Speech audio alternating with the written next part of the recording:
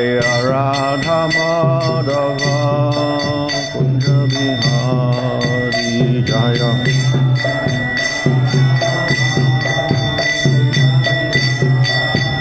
Hare Krishna, Krishna Krishna, Hare Hare, Hare Rama, Rama Rama, Hare Hare.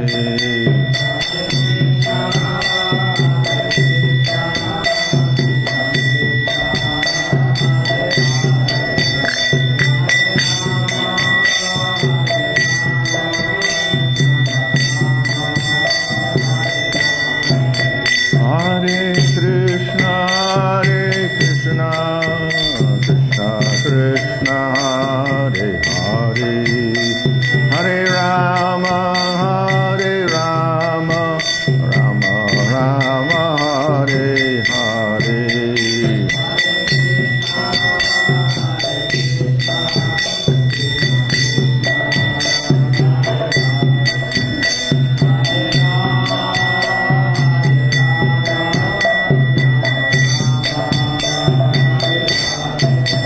Hare Krishna, Krishna Krishna, Hare Hare, Hare Rama, Rama Rama, Hare Hare.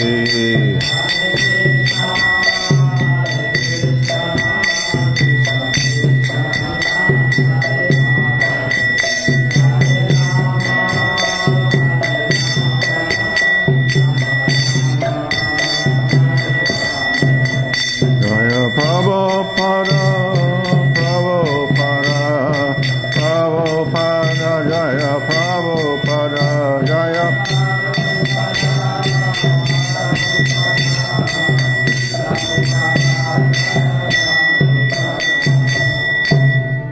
Vishpāpada Mahāsvā Rajikacharya, also the C7 AC, Bhaktivedanta Swami Prabhupada Ki Jai, Namacharya Das Thakur Ki Jai.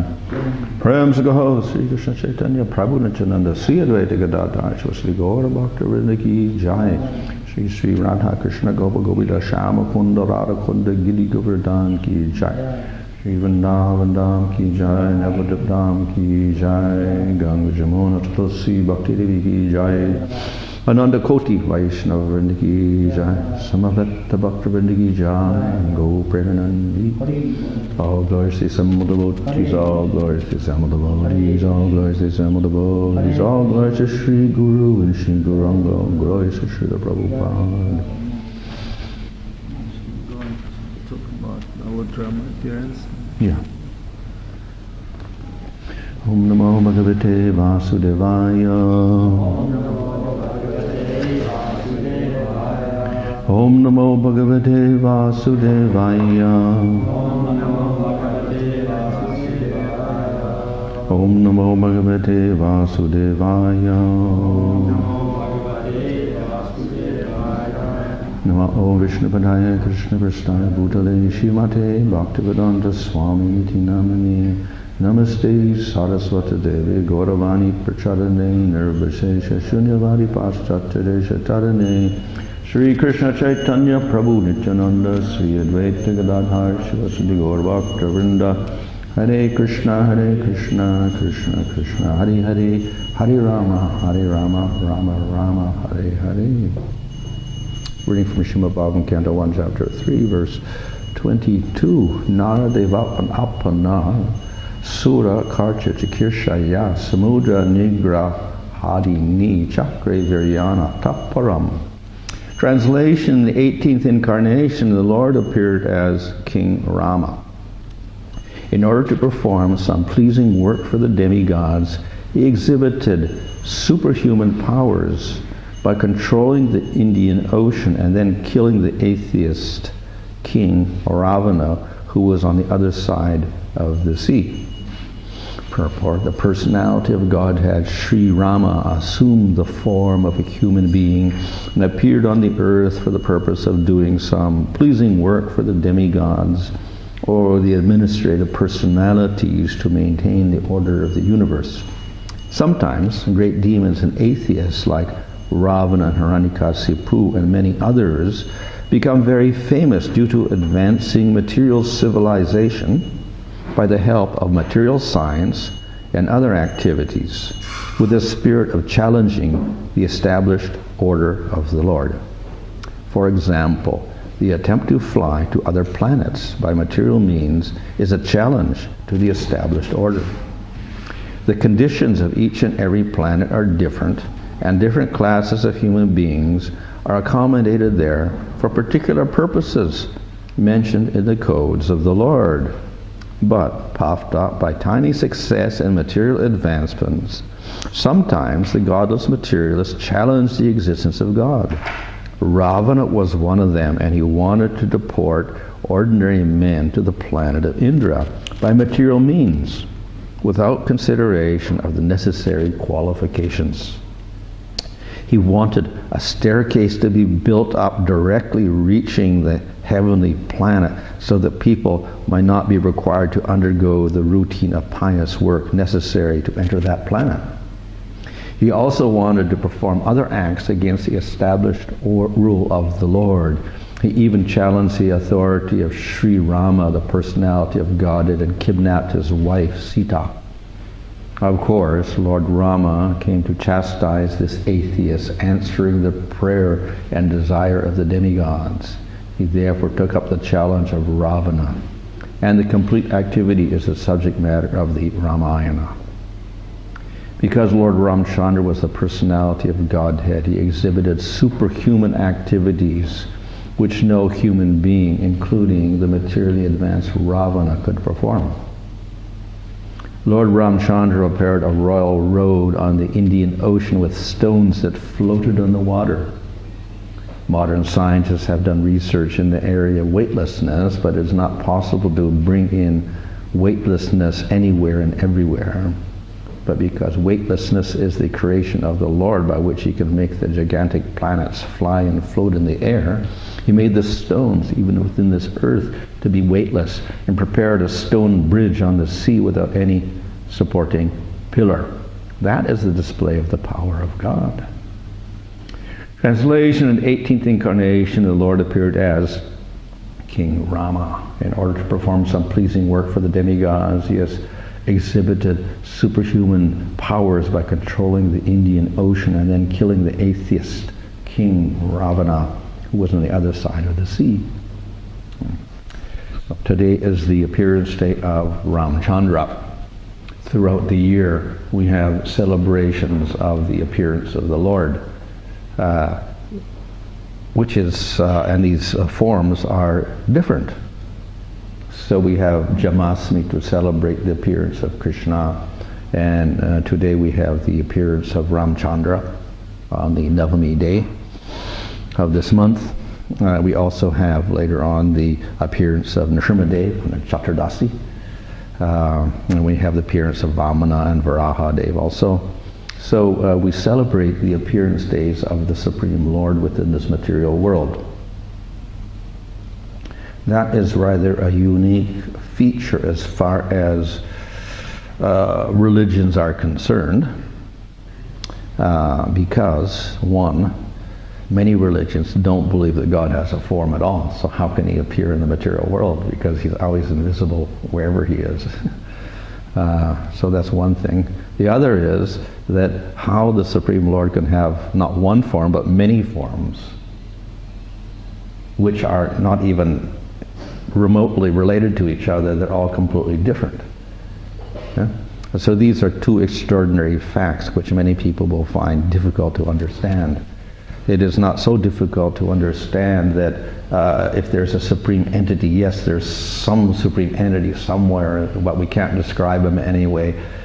We can't give him a name. So that's natural, because we have material minds, material senses, material words. So how is it possible to describe the Lord? So therefore many religions take that as the absolute. The Vedic scriptures do not challenge that. They also say, yes, that supreme entity called God or Brahman or Par Brahman or Bhagavan is beyond material senses, beyond material words. It's very famously stated in the Upanishads that you cannot describe the Lord by words, and you cannot conceive of him by your mind, you cannot see him by your senses. So everybody agrees on that. Nevertheless, the Vedic scriptures also tell us the Lord does have a form. He is describable. He can be named. And he can also appear in this world. So we've got some very remarkable claims in the Vedic literature. Of course, the logical argument in favor of this would be, since this supreme entity, God, or whatever we want to call him, is supreme, he has supreme power, he has supreme knowledge, therefore he can do anything he wants. If he wants to have a form, he can have a form. And it doesn't have to be material. He can have a name which is not material. He can have activities which are not material. Why not, if he's Supreme Lord? Why do we limit him to say he can't have a form, he can't have qualities, he can't have a name? So if he is supreme, yes, he can manifest these on a spiritual level, definitely. And because he is all-powerful and all-merciful, then he could also appear within this material world if he wants to and not be affected by it. If the Lord appears in the material world, many people will assume that therefore he must be contaminated by material things. So therefore, how can he appear in this world? But if he is Supreme Lord, then he can appear in this material world and not be contaminated by anything. So that's a logical argument to say that God could have a form and he could also appear within this material world, and still he is uncontaminated. This subject matter actually comes up in the Bhagavatam itself. The question is asked, how can the Vedas describe a Supreme Lord with qualities and activities and name? Because that Supreme is beyond words, and the Veda is made up of words. So how is it possible?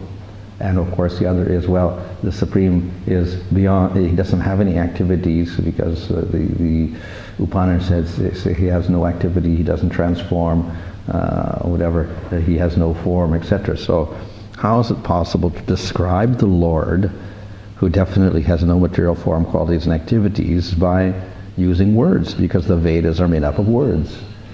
So that becomes one whole chapter of the 10th canto, the 87th chapter, the prayers of the personified Vedas.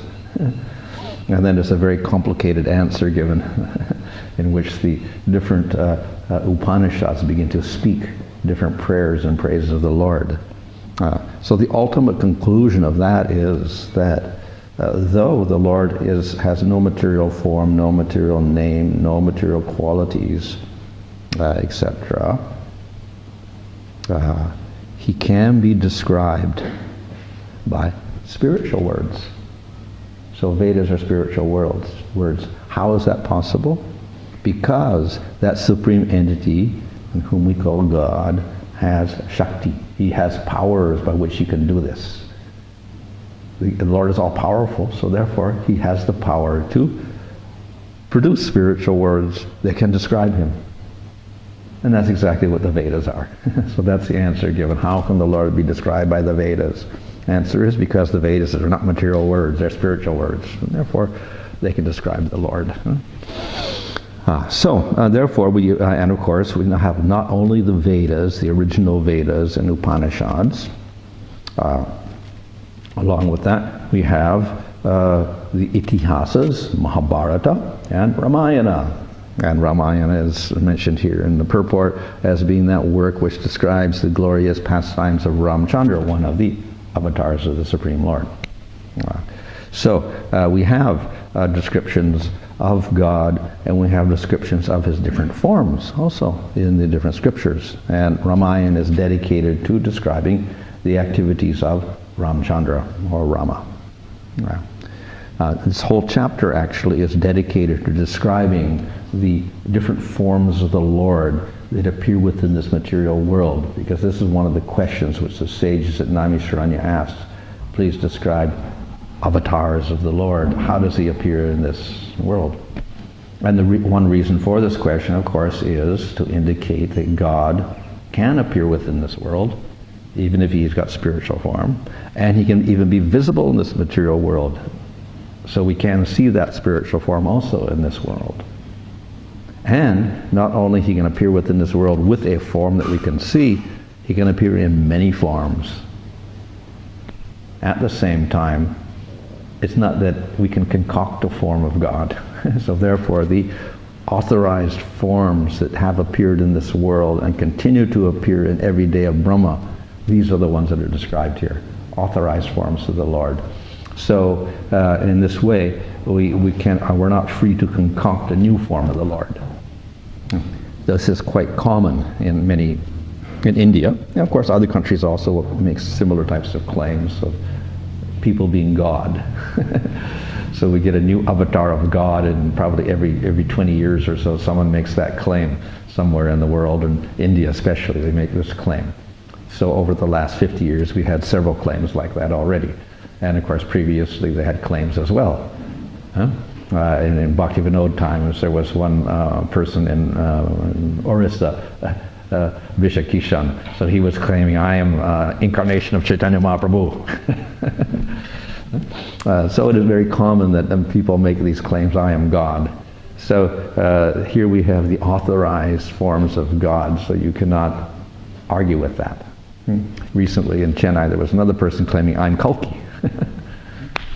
Kalki avatar. Kalki. Yeah, but he got arrested by the police eventually. So we have all sorts of people claiming this, and therefore we do have these authorized forms of the Lord. So the authorized forms are described, and they're all quite different from each other. The forms are different and their activities are different. And so by seeing the description of the form and their activities and when they appear in the material world, then we can actually locate and identify each particular avatar. And so they appear at a certain time, not any time, certain periods of time, and then they have particular form and particular activities. So Ramchandra is a very significant avatar, and he appeared in a Treta Yuga, but not our Treta Yuga. We have Satya Yuga, Treta Yuga, what Dwapara Yuga call a Yuga. Krishna appeared in Dwapara Yuga, and Ramchandra appeared in Treta Yuga, but was not that Treta Yuga, because Krishna appears in the 28th cycle of Manu, and Ramchandra appeared in the 24th cycle. So it was over 16 million years previously in the Treta Yuga that Ramchandra appeared. So his time is set, and it's not stated that he appears many times in one day of Brahma. He only appears once, like Krishna appears once. So therefore he appeared 16 million years ago in a Treta Yuga at that time. So that's his time of appearance. Yeah? And then what is his form? Here he's described as Nara Devatva. He is the Supreme Lord with a human-like form. Yeah?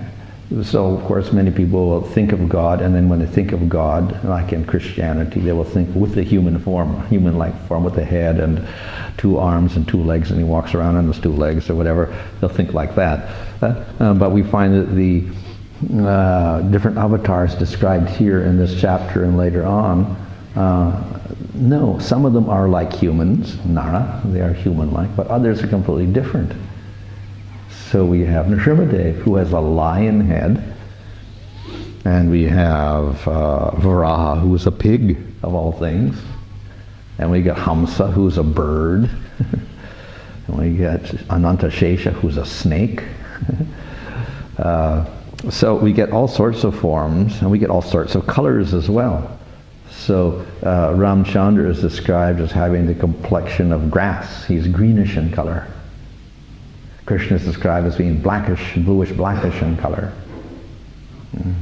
Yagya is described as being reddish in color.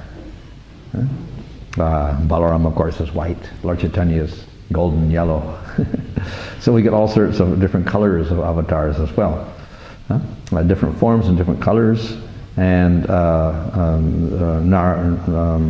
Ramchandra is human-like in form, and he's greenish, and his activities are described.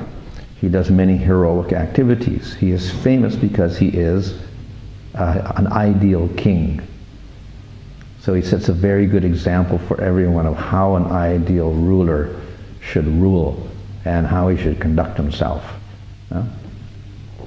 So normally we think, yes, rulers are, all-powerful people. So that's true. Ramchandra's characteristic, he's very, very strong, very heroic, very brave.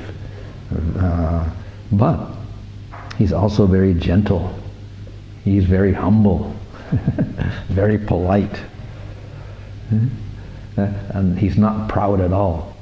He doesn't like to brag and boast about his qualities or his position or his powers at all. And he's very friendly with everyone.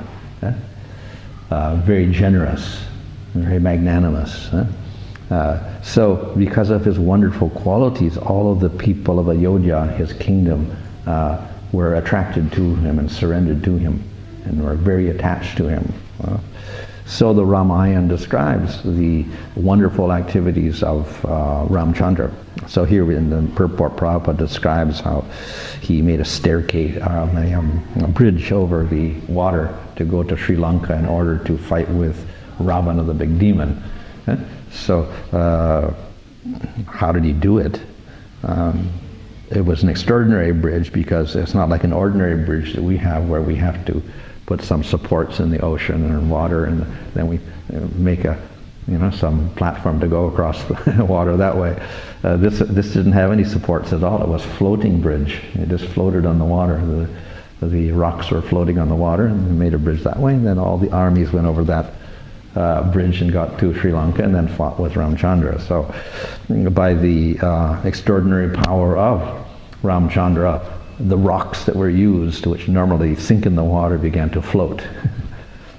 So that's extraordinary, and we can always challenge that, well, that's impossible, so how can that be? But as Prabhupada explains in the purport, God, nothing is impossible for God. He is the controller of material energy. He is the ultimate controller of gravity. He's the controller of the rocks and everything. So if he wants, he can make them weightless also. It's not a problem for him.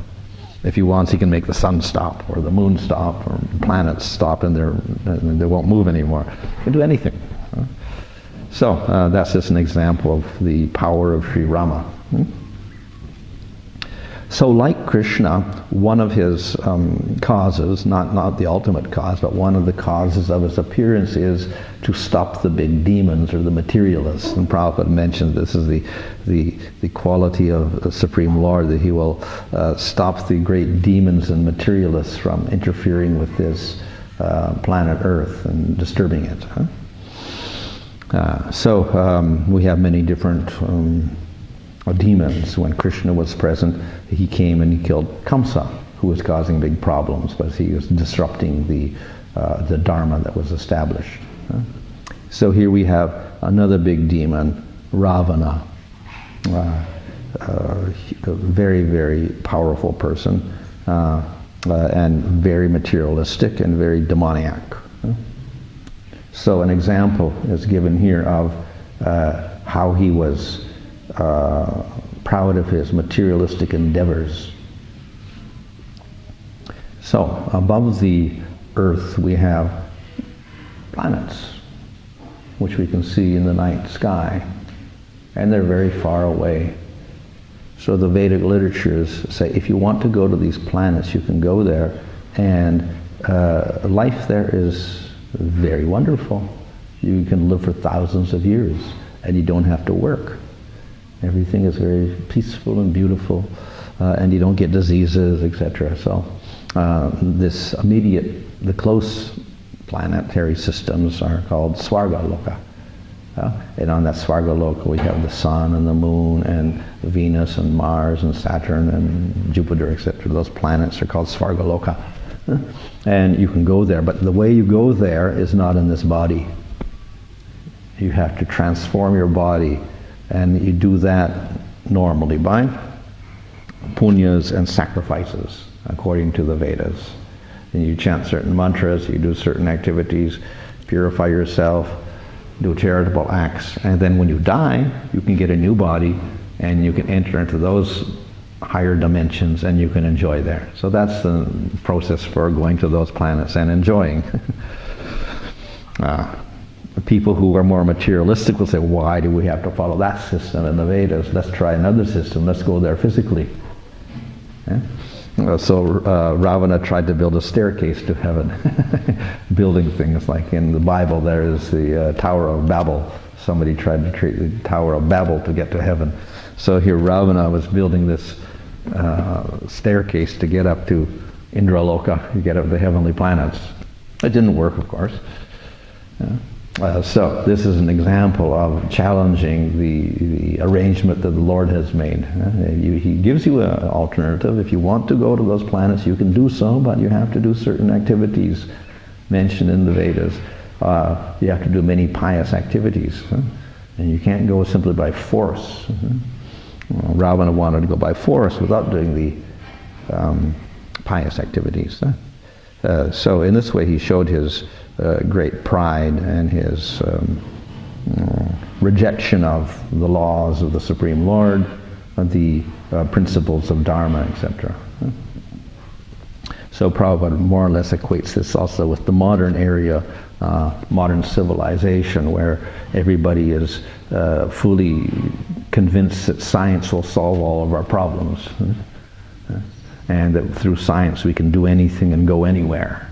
So we can go to the moon, or we can go to Mars, or we can go anywhere in this universe by just our material intelligence. Actually, you can go so many places, but you can never get that enjoyment on Svargaloka or higher planets. You have to hit the do the activities so you deserve it, and then you can enjoy there. So anyway, this is an example of Ravana's great materialistic endeavor. The other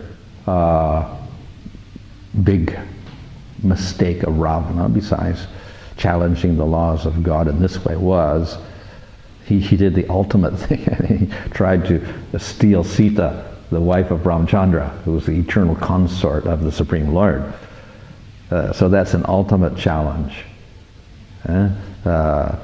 He tried to kidnap her, and then this started the whole, most of the Ramayan's concerned with this, the kidnapping of Sita and the consequent events of Rama to searching for her, then finally locating her in Sri Lanka, then building the bridge, then having the battle, and then killing Ravana ultimately. So this was Ravana's attempt to enjoy without the Supreme Lord, because the enjoyment of the Lord is the enjoyer of Sita, his consort, just as Krishna enjoys with Radha. So a materialist will say, why you get the enjoyment? I should have the enjoyment instead. So Ravana carried out the very bold act of trying to kidnap the wife of the Supreme Lord and getting enjoyment that way, ultimate enjoyment for a demon. So this, of course, represents on a lower level the propensity of every single jiva in this material world. Every single living entity is trying to enjoy separately from the Lord. So we have our center, our I, identification of I, and then we think I have to enjoy something in this world. I have to do activities to get my enjoyment.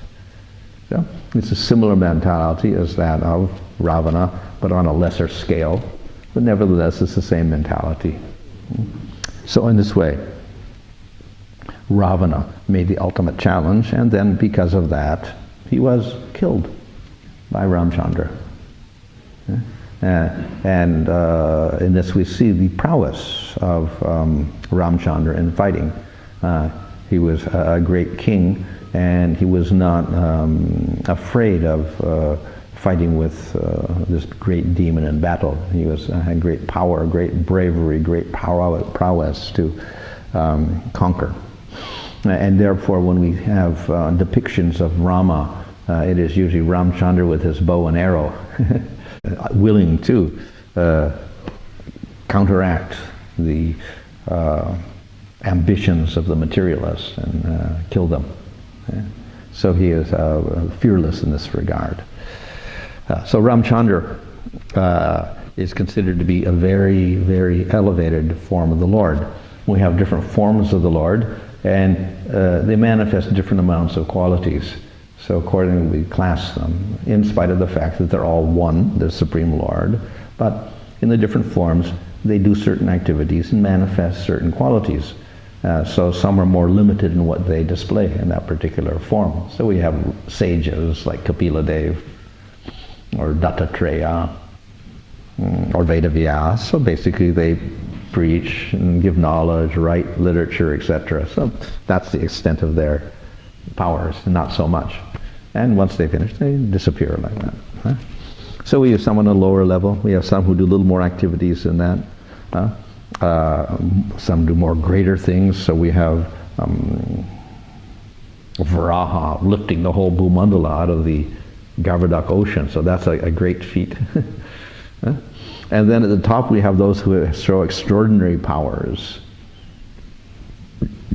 So Rupa Goswami in Laghu Bhagavatamrita, there he puts at the top Nrsimhadev, and then Ramchandra, and at the top Krishna. These are the highest forms of all. And of those, Krishna is the highest. Which indicates that whatever powers are manifested in Ramchandra, Nrsimhadev, Varaha, and Kurma, and Matsya, and other forms are also in Krishna. Plus, he has extra powers as well. So Ramchandra is put near the top, second to the top. So he also displays great powers. And because of that, we have a whole epic, the Ramayana, dedicated to describing his wonderful activities and his teachings and his qualities. A whole work is dedicated to him. And consequently, he's also become very popular as an object of worship. So we'll find many temples of Ramchandra scattered throughout India. So, consequently, very, very popular among the people.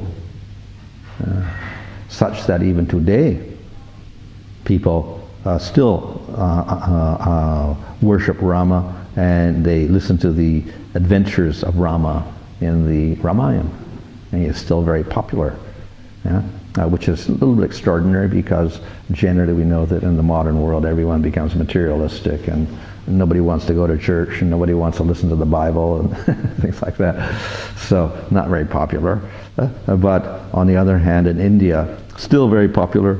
So when they make a TV serial on Ramchandra, everybody is glued to the televisions, looking at every for 1 year, every week they're looking at that, looking at the adventure of Rama. In spite of the fact that it's not done with the best technical expertise, it's a little bit primitive and whatever like that by Western standards or whatever. Acting maybe is not the best acting either.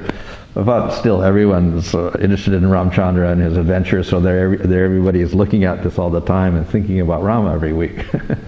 So it becomes a hit every time, very, very popular with everyone, even for the people who are not even Hindus. So, in other words, because of his adventures, even today, he is famous and worshipped in a very special way. So definitely he exhibited all sorts of wonderful qualities. So he is famous as being an ideal king.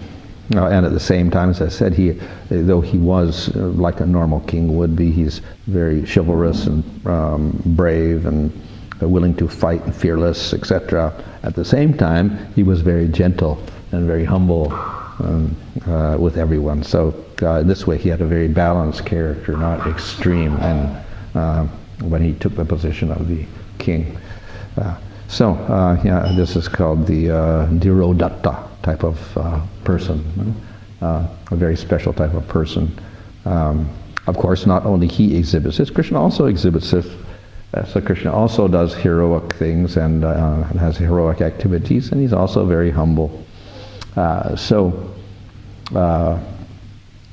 Ramchandra and Krishna both have human-like forms, but Ramchandra is green and Krishna is blackish. But the special feature of Krishna is his sweetness. Which is not to say that Ramchandra does not have sweetness. He also has sweetness, but Krishna has more sweetness. So that's the difference. Gopakumar in the Srimad Bhagavatam, he was advised to go and see Rama after he had been in Vaikuntha. And he went to see Rama in Ayodhya, and then he understood, oh, this is nice, he's better than Vishnu, he's more sweet than Vishnu. Somewhat better. He kind of looks like Vishnu, but he's got a bow and arrow in his hands and sitting on the throne. He's got this sweet quality in his faith which is very attractive. So he had a little more attractive features than Ramchandra, a little more intimate than that. But then after some time, Gopakumar also was not so satisfied with that. He still wanted Krishna. So finally he got to Dwarka, and then after that he went to Goloka. So finally he got to see Krishna. So Krishna has more sweetness than Ramchandra, which means more intimacy in his form, his qualities and activities. So if one develops a relationship with Krishna, then it is very, very close. And that was the type of relationship that Gopakumar desired, a very close relationship. Ultimately he got that because he became a friend of Krishna. And he didn't treat him as Supreme Lord at all. He was just playing in the fields with Krishna as a cowherd boy. So that was his aspiration. So Rama is always in this very regal position, and therefore the relationship is somewhat formal. Also, it's limited to what we call servitude, dasya. You act as the servant of the king. So even they have great, great devotion and very, let's say, very inspiring type of devotion, it is still a servant relationship. So we have Hanuman. He's the greatest servant of Ramchandra, very dedicated to him, but he's always a servant. But very, very dedicated nevertheless. So it's limited to that type of service. And even Hanuman, he sees Ramchandra as also Supreme Lord, and he has some formality in his devotion. With Krishna, on the other hand, it is not limited to being the servant. So we have friendship, equal, not superior, but equal. And we even have devotee superior to Krishna. That is his parents, Nanda and Yasoda. So they take Krishna as inferior. So that's a type of relationship that Ramchandra never, we don't see, except when he was a child with mother and father, but otherwise nobody else can have that relationship. And then we have the Madhurya Rasa of Krishna with the gopis, or with the queens of Dwarka. Ramchandra has that relationship only with Sita, and that's it. Nobody else can aspire for that relationship. Well, Ravana tried, and he kidnapped Sita, and he got killed. So, not possible for other people to aspire for Madhurya Rasa with Rama. With Krishna, however, we find that he has 16,108 queens in Dwarka, and he has 3 billion gopis in the Rasa Leela. Of course, there's more gopis there, but not all were in the Rasa Leela. So many people are in Madhurya Rasa with Krishna. So, and that was very, very intimate in Vrindavan, where there was no concept of being Supreme Lord at all. So, therefore, Krishna shows a sweetness with his devotees in all these different forms, and it's also very sweet because there's no concept of him as being the Supreme Lord in Vrindavan. And consequently, we find all sorts of wonderful activities of Krishna with his devotees, very sweet pastimes as well. And the form itself of Krishna is particularly sweet. It is sweet in Dwarka, but even it's the sweetest in Vrindavan. That form has, it inspires intimacy in it simply by looking at that form. So that's his Madhurya Rupa. And then finally the sweetness of his flute. So that's the typical pose of Krishna with his flute. The typical pose of Ramchandra is bow and arrow. So Rama is going to kill some demons and protect the people. Krishna plays his flute and protects everybody that way by inspiring them with more and more love.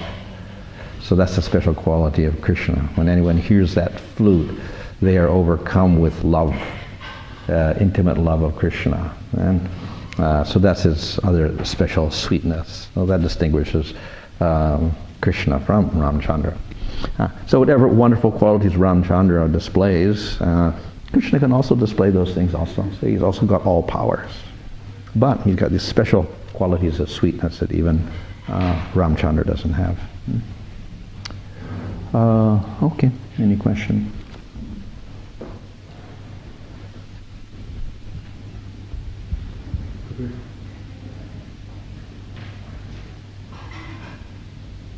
I have a question.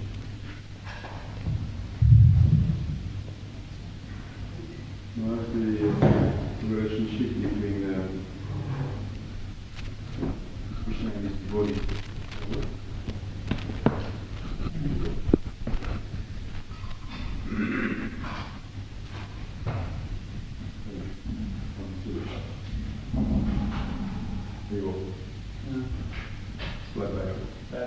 Yeah. The relationship between Krishna and his devotees, you will be the command that Krishna fulfills those desires for his devotees. And based on that, he establishes or he reciprocates to how the devotee wants to relate to him. In the case of, you said this Krishna is sweeter, and therefore he displays more of his original nature to a particular devotee, because the devotee wants that. So if the devotee has a servitude relationship with Krishna, or another relationship, what is the difference between that and the devotee who wants a sweeter relationship with Krishna or closer relationship? Does it mean that the devotee in the servitude, does he want to keep his distance from Krishna? Oh, what makes the difference? Yeah. So we have all the rasas with Krishna, just like we, all the rasas are there. So we also have dasya with Krishna. That has two aspects. One is the Dwarka aspect, where there's many servants there. Many people are in servitude. Some are elders, so they're in Vatsalya. Some are friends also, but it's all affected by Aishvarya mood, where they think of Krishna as Supreme Lord also. So it's a little bit weaker. So in Vrindavan, Krishna also has some servants, little boys. He's like 8 years old. The boys are maybe 4 or 5 years old, and they follow Krishna around, and they're holding things to, carrying things for him or whatever like that. So he has little servants also. So they're in Dasya Rasa. So the attitude is they take that Krishna is my superior, but they don't see him as God. But they're like that's a servant mood, a friendship mood of wanting to serve all the time in that form. So that's their form, whereas others are equals, like the cowherd boys, or superiors as parents. So they're the inferior to Krishna. Krishna's small, but they're smaller, and they serve him. So they have dasas like that. Some may be even equal age, but they're serving as a servant, so they put themselves in a lower position. But in the psychology of the devotee, what makes him keep that distance from Krishna, even as servant? Well, it's a different mood of love. Probably we don't think of that dasya as a type of love, because it looks like you're more like just a slave or a professional servant or something who gets paid. But it's actually an affectionate relationship also, where you just like to serve. So some like that, and they like to be in an inferior position and take up that service. Others want to be equal, so they become Sakya Rasa. Some want to be superior, they become Vatsalya Rasa. That's basically born with free will. Yeah. And they're completely happy in their particular. They never aspire to change into something else. Now, objectively speaking, we say that Madhurya is the top, and then Vatsalya, and then Sakya, and then Dasya, and then Shanta. But in their particular relationship, that's perfect for them. They prefer that, and they don't think of anything as better. And even if it's Ramchandra or Krishna, some people prefer Ramchandra. And even you say Krishna's better, no, like that. So That was Murari Gupta or Anupam. They didn't change. They were devotees of Ramchandra. They were very satisfied with that. They didn't want to change to Krishna. You spoke that Ram didn't appear in our cycle because it was actually the 24th. Yeah. Yeah.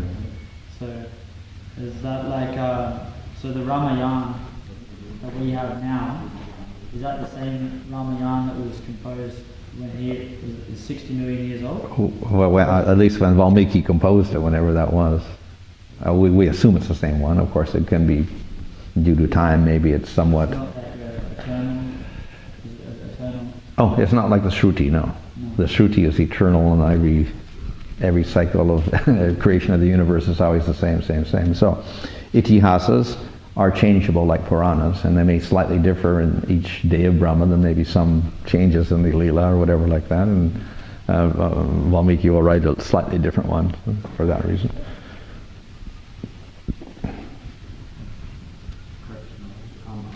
I'm reading the Krishna book, and I've just gone through the chapters where Krishna performs the rasa dance with the gopis. Mm-hmm. And as part of one of the conversations between the gopis and Krishna, is the gopis admit that they know that Krishna is the Supreme Personality.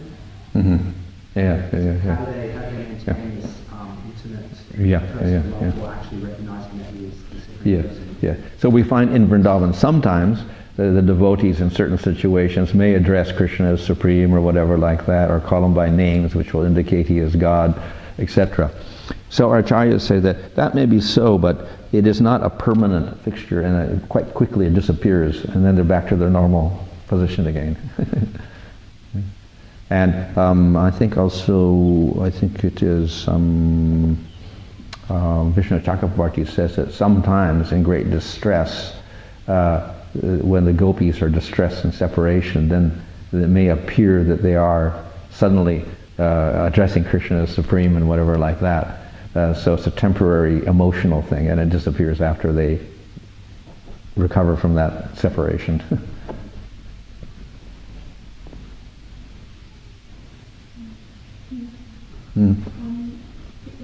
Mentioned that the Leela, the pastime is going on continuously in different universes. Mm-hmm. And I've heard that there is once Shambhavan, when they were listening to Mother Sita, then he's saying we're going this way, but then last time we went this way. Mm-hmm. It seemed like he was aware that in the previous universe the pastime was slightly different. So also I heard that even though the pastime is going on continuously, they don't remember. Yeah. So some personalities remember and some don't. So it doesn't have to be another universe, get even another day of Brahma. Because every day of Brahma there's a pastime of Ramchandra coming, and it's somewhat the same, but sometimes there's differences in what happens. So, and then of course there are the other universes also, plus there's a spiritual world as well. So it's happening. But generally the devotees, they limit their consciousness is limited to that particular time and those particular pastimes, so they're not remembering, well, happened a little bit differently in the previous cycle of Brahma or the previous day of Brahma, etc. They don't realize that. They're completely absorbed in the pastimes at the moment. So their consciousness is limited by the will of the Supreme Lord. So that's the influence of Yoga Maya. Maybe a funny question, but what is the purpose of having these pastimes continually being played out? Oh, well, of course one is because demons are there, but that's the superficial reason. The real reason is to satisfy the devotees. The devotees who are in the pastimes, so they're eager to associate with the Lord. And then there's the devotees who are aspiring to join the pastimes. So there's people in the material world who are doing sadhana. So they get special inspiration when the Lord suddenly appears, and they can start aspiring to join in the pastimes, and some of them get to join in the pastimes as well. So it is an act of mercy to give inspiration to the people of this world. Maharaj said that we can't aspire for Madhurya Ras with Ramchandra. But isn't there that pastime of the sages in the forest, and they become very attracted to him? Well, they couldn't, but they couldn't do it. So they had to go with Krishna. Initially it was towards him. Yeah. They were attracted to his beauty. That led to... But then they have it with Krishna instead.